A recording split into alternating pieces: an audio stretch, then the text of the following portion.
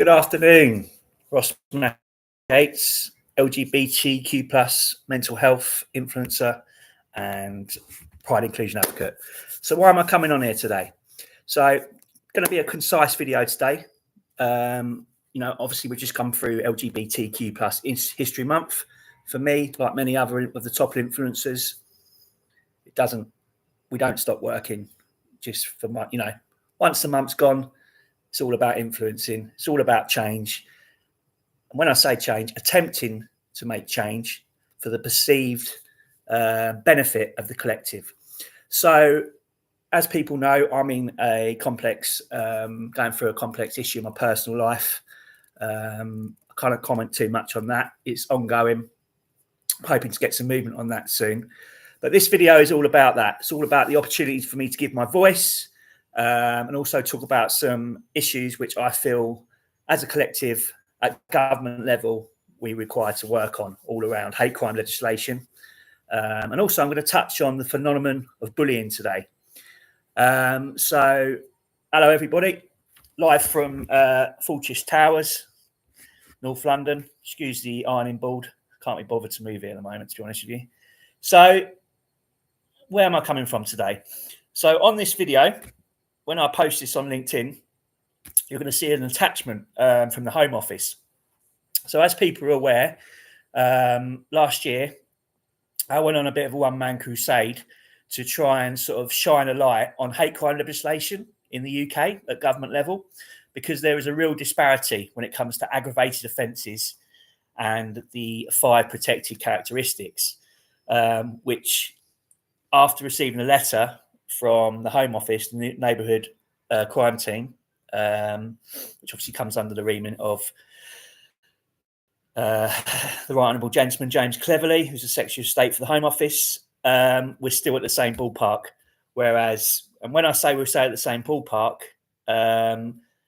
law currently recognises 5 protected characteristics. We have race, we have religion, we have sexual orientation, we have disability, and we have transgender identity. But as we know, and this is further backed up from the letter that I've recently received from the Home Office, criminal law does not treat all of those protected characteristics equally.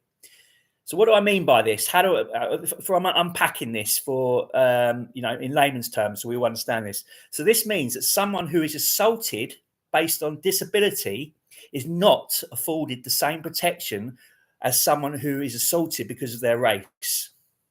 Now, this to me is alarming. It shows disparity, it shows unequalness, and I'm looking still a year later for this government. Hello, Rishi Sunak, Ross Matthew Gates here. Don't worry, I'm not George Galloway. Better looking than him for one. To level up this whole area around the disparity around hate crime legislation. I'm looking for the equalities team and this government to implement and create a hate crime plan for this country for the next 5 years. I see your stuff on LinkedIn, House of Commons. I see your stuff around all the legislation you brought in, but we need something now. I need something new. I need something bespoke, up to date. So I'm looking, once again, I'll say this again, excuse the hand movements, just trying to sort of express my articulation and communication here. I'm looking for an uplift in your policy. I'm looking for you to level up this issue. That's all I'm going to say. So what I'll move on to say now is, obviously, as someone who finds himself at the centre of a Metropolitan Police investigation for basically standing up for himself when they're walking along the street because someone's tried to belittle, in the fear of their own safety, I'm going to move on to bullying now. So I find myself in this situation because I will not put up with bullying behaviour, whether that is in the verbal form, whether that is in writing. So it could be hate crime speech. I had someone come on my Twitter this week, called me a sausage jockey. Now, a lot of you guys maybe on here might think that's funny. I must admit, I've been in football changing rooms when I was younger. Yeah, I mean, to be honest, it's offensive, but it's the sort of thing that I used to laugh off. But really, it is offensive. There's no requirement for it. because it could be the same as me coming up to someone and say you're a thick twat, basically, if they call me and they wouldn't like that, would they? So that's the way it is. But yeah, I'm looking for the government. I'm looking for a radical implementation of a law or something, or some sanction where we can really dumb down on bullying, because bullying has been ages old globally. The ramifications of bullying, and I'm not a psychologist, but I can tell you this, obviously it damages people's self-esteem.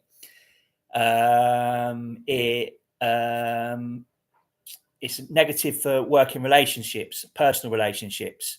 We know in the minority groups, for instance, the LGBT community, LGBT people are more prone to neurological neurosis. And when I say neurological neurosis, I'm talking about things like anxiety, depression. So, we've got some exceptional minds in this country. I don't think I'm an exceptional mind. I'm very articulate, and I'm very fortunate for that. I'm privileged for that, and I thank that. I'm very thankful for that. But what I don't get is why we are still at this juncture where bullying is still allowed, and there aren't any serious sanctions around bullying. If you look at the social media, we have people trolling MPs for giving their own opinions around Gaza. The Metro, obviously, the government have just put in place this £31 million uplift package. So I don't know the intricacies of it. It's just going by Sky News, so they can obviously have personal contact with the Metro Police. Fantastic, brilliant. And I'm really pleased that our MPs who serve their communities and their constituents are given this safety.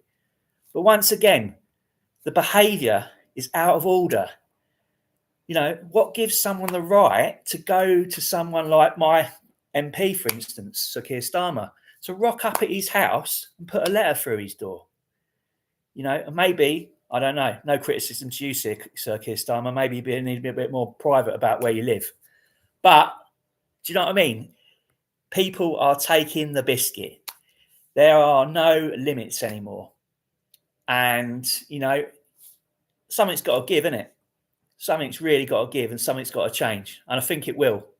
But just rounding up, all I can say is I'm not perfect. I'm not standing on a pedestal. But what I try and do is I think about how I behave, and I think about how I behave to others. So there are many differences in the world, aren't there? Obviously, protected characteristics. What have I done this week? I'm thinking now, using my savvy, what have I done in my heart to how have I behaved with other people? That's very important to me.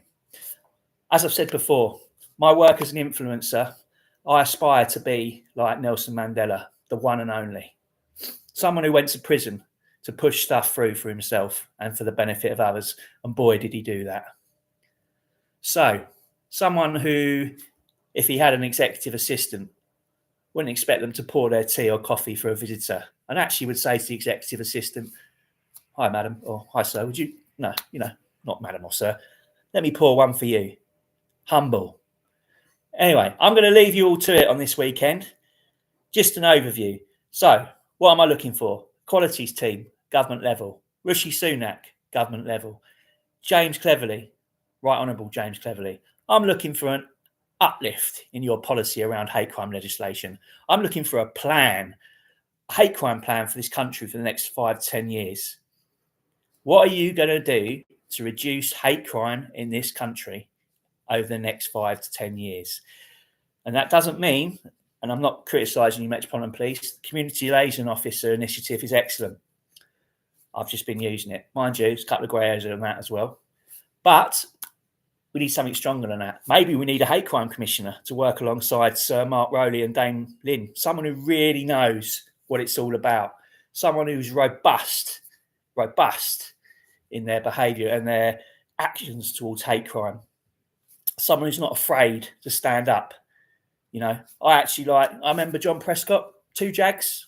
What a geezer. What happened? Didn't they approach him in the street, tried to egg him? So he come back, he's gone, I ain't having that. To me, that's a man of the people. And I like that. Educated, but can look after himself as well. Pretty much how I follow what I'm all about. So I'm going to say goodbye now. Have a cracking afternoon. I've had a couple of drinks. I'm a little bit knackered today, so I'm chilling out. But thank you very much for listening. Ross Matthew Gates, over and out, North London.